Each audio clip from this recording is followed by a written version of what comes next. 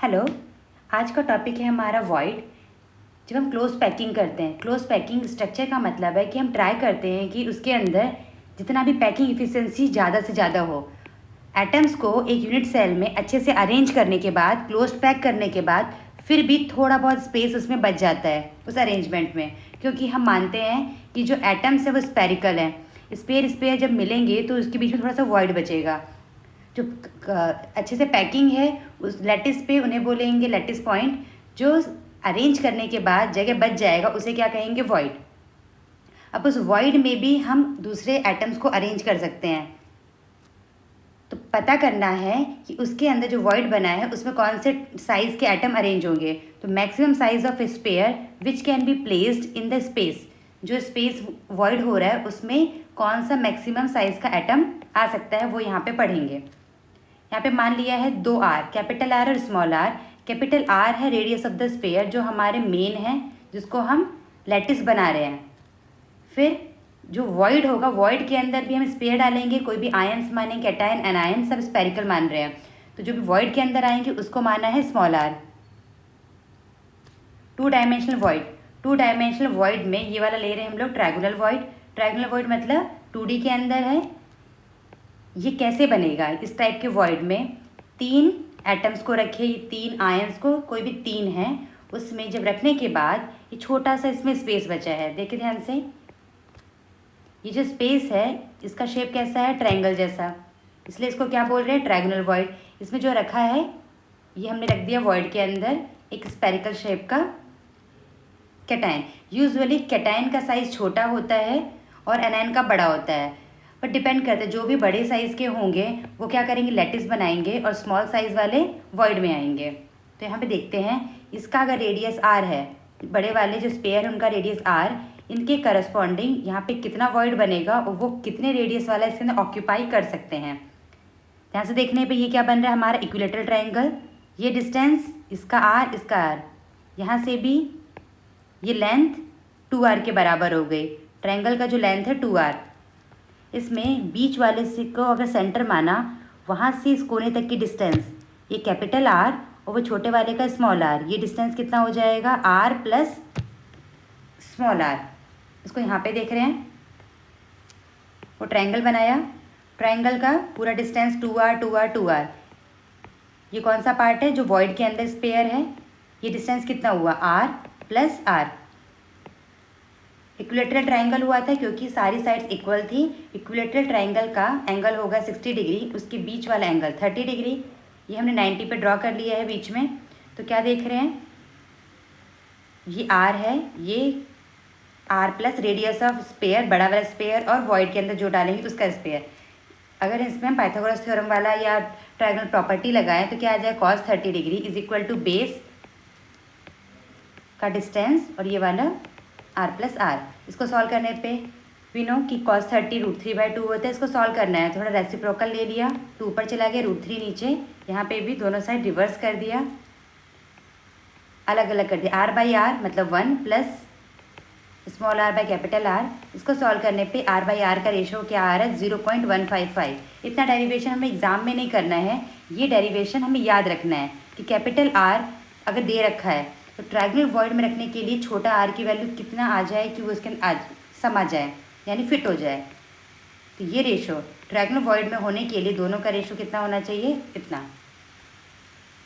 Second type का void लेते हैं 3D में, वो था हमारा 2D में। इस केस में जो वॉइड आएगा ट्रायंगुलर वॉइड में कितने से टच होगा? एक स्पेयर यहाँ, 2 3। कोऑर्डिनेशन नंबर का मतलब कितने पड़ोसी हैं, उसका पड़ोसी था 3, तो कोऑर्डिनेशन नंबर हुआ 3। इस केस में 3 डायमेंशन में 2 टाइप का लेंगे हम, tetrahedral void and octahedral void. Tetrahedral void कैसा? नाम से ही लग रहा है टेट्रा, ये हम डिस्कस पहले कर भी चुके हैं। 3 को पहले प्लेन में रखा, एक को ऊपर से लेकर आए, ऊपर से लाएंगे, जैसे ये चारों मिलेंगे बीच में जो वॉइड होगा उसे बोलेंगे टेट्राहेड्रल वॉइड। सबके सेंटर को मैच कर देंगे, ये वाला सेंटर, ये 3 है, सबके सेंटर को जब मैच करने पे कितने फेस बनेंगे? 4, इसलिए इसका नाम है टेट्राहेड्रॉन। टेट्रा मतलब 4, हेड्रॉन मतलब फेस। जो एक नया हाइपोथेटिकली शेप बना, ज्योमेट्री बनी, वो कैसा है? 4 फेस का। इन चारों को अगर कनेक्ट करें, इसको मैंने 2D में ट्राई किया है बनाने का, ये डिस्टेंस क्या हुआ, capital R plus small R, और ये वाला 2r। टेट्राहेड्रल में अगर हम जब अरेंज करते हैं तो क्या होता है, टेट्राहेड्रल के बीच वाले पॉइंट से एंगल कितना होता है 109 डिग्री 28 मिनट। ये हमने कहाँ पे पढ़ा है, केमिकल बॉन्डिंग में। जैसे बीच वाले में यहाँ पे क्या आएगा हमारा वॉइड, ये एटम है, A atom, B atom, C atom and D atom, इन चारों को अरेंज करने पे बीच में वॉइड बना। बीच के वॉइड को मान लिया ओ। वॉइड पे अगर एक एटम है उसका रेडियस होगा और ये मेन का रेडियस क्या हो जाएगा, ये इतना लेंथ, सेंटर से ये आर, ये पूरा कितना है 2r। इस पर अगर हम ट्रायंगल का ये ट्रिग्नोमेट्री वाला फॉर्मूला लगाएं तो कितना आएगा, ये एंगल पूरा था 109, उसको अगर हमने हाफ कर दिया, क्योंकि यहाँ एटम होगा और यहाँ एटम होगा तो दोनों का पूरा डिस्टेंस क्या हो जाएगा 2r। हमें क्या लेना है, उसका बिल्कुल हाफ वाला कितना होगा, उसका हाफ कर दिया हमने। ये एंगल के जस्ट सामने वाला है तो कौन सी प्रॉपर्टी लगेगी, हमें साइन थीटा वाला लेना है। Sine theta is equal to height by hypotenuse, तो r बाय, इसको सॉल्व करने पे आएगा हमारा रेशो 0.225। अगेन इतना सारा हमें एग्जाम के लिए बस समझना है कि इस पर अगर क्वेश्चन आ जाए कॉम्प्रीहेंशन तो ऐसा ना लगे कि ये ऐसा तो हमने कहीं देखा ही नहीं है, कन्फ्यूज़ ना हो, इसके लिए इतना डिटेल में जा रहे हैं। 3D वॉइड मतलब टेट्राहेड्रल वाला पार्ट, सॉरी टेट्राहेड्रल हो गया है। उसका दूसरा पॉइंट कौन सा, ऑक्टाहेड्रल। ऑक्टाहेड्रल में जब वॉइड बनेगा तो वॉइड के पड़ोसी कितने होंगे, कोऑर्डिनेशन नंबर 6। कैसे, 3 एक प्लेन में रखा है, इस पे है 3 और ऊपर से लेके आ रहे हैं, तो जो बीच में वॉइड बनेगा वो कैसा होगा, ऑक्टाहेड्रल। इस टाइप से भी देख सकते हैं। सबके फेस को यानी सबके सेंटर को जब कनेक्ट करेंगे, 3 यहाँ ऐसे कनेक्ट करने पे जो फेस बनेगा, कितने फेस बनेंगे, 8 फेस। 8 फेस का मतलब ऑक्टाहेड्रॉन का मतलब फेस। तो एटम आ रहे हैं 6 बट फेस हैं 6, सॉरी फेस हैं 8, एटम आ रहे हैं 6, उसमें कंफ्यूज नहीं होना है। एक ये वाला पार्ट। और ऑक्टाहेड्रल कैसे बन सकता है, 4 एटम एक ही प्लेन में हो, एक ऊपर से आए और एक नीचे से आए, कितने हो गए हमारे 8, सॉरी 4 एटम एक प्लेन में, एक ऊपर से आया और एक नीचे से आया, समेशन करने पे कितने हो गए हमारे 6। देखो ध्यान से, यहाँ पे भी एक और है, 4 एक प्लेन में, ऊपर से एक एटम, इधर से एक नीचे से, यहाँ पे हर जगह एटम है। तो बीच में जो वॉइड होगा, ये वाला वॉइड, उसे कोऑर्डिनेशन नंबर कितने होंगे, सबको पास पास लेकर आ जाएंगे तो ये किससे टच होगा, 6 से। ध्यान समझने के लिए मान लेते ये हमारा हाथ है, 4 हमारे हाथ के ऊपर है, तो यानी वो प्लेनर हुआ, एक ही प्लेन में है, हमारा हाथ प्लेनर है, एक ऊपर और एक नीचे। इस पे रिलेशन निकालने के लिए जो प्लेन में है उस पर फोकस कर रहे हैं। ये आर, कैपिटल आर, बीच में स्मॉल आर, कितने स्मॉल आर आ जाएंगे, 2, और यहाँ पे एक आर, ये टोटल डिस्टेंस कितनी हो जाएगी, ये टोटल 2r प्लस 2r। और ये वाला जो हाइट है ये कितना है हमारा, एक उसका रेडियस और दूसरे का रेडियस 2r। ये एक रिलेशन हुआ। उसके साथ साथ और ये वाला पार्ट क्या है, जो क्यूब है, क्यूब में जो बनेगा FCC है, FCC के लिए रिलेशन क्या होता है, r और एज लेंथ में, √2a इज इक्वल टू, ये √2a है, ये a और ये a, ये क्यूब बनेगा, तो √2a is equal to 2 bracket r plus small r, यहाँ से एक रिलेशन आ जाएगा। इसको सॉल्व करके देखेंगे, ये हमारा आंसर आएगा। अभी तक हमने कौन कौन से वॉइड देख लिए हैं, ट्राइगोनल, टेट्राहेड्रल और ये है ऑक्टाहेड्रल। ऑक्टा वाला 6 एटम से मिलके बनेगा, बनने वाला वॉइड है, उसका फेस है हमारे पास 8, इसलिए नाम है ऑक्टा। कंफ्यूज नहीं होना है, मेनली एग्जाम आते आते कंफ्यूज हो जाते हैं, ऑक्टा मतलब 8 बोल देंगे, 8 एटम नहीं, ओनली 6 एटम।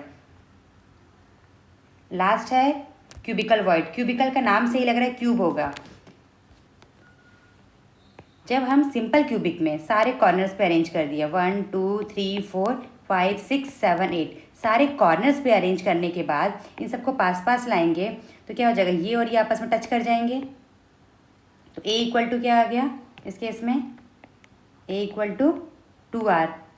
जो बड़ा वाला है इसका रेडियस मानेंगे r, जो वॉइड में रखेंगे उसका रेडियस स्मॉल r, ये है रेडियस। तो क्या आया हमारा relation,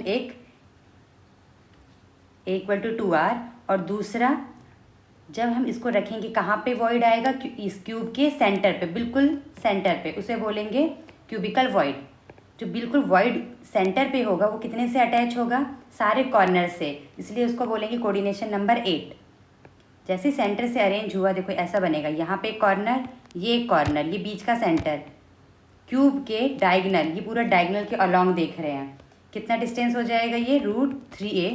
√3a is equal to capital R, ये पूरा डायमीटर है तो स्मॉल r, और यहाँ पे कैपिटल R, 2 बार कैपिटल R आया, 2 बार स्मॉल r आया, क्या हो जाएगा 2r capital and 2 small is equal to √3a।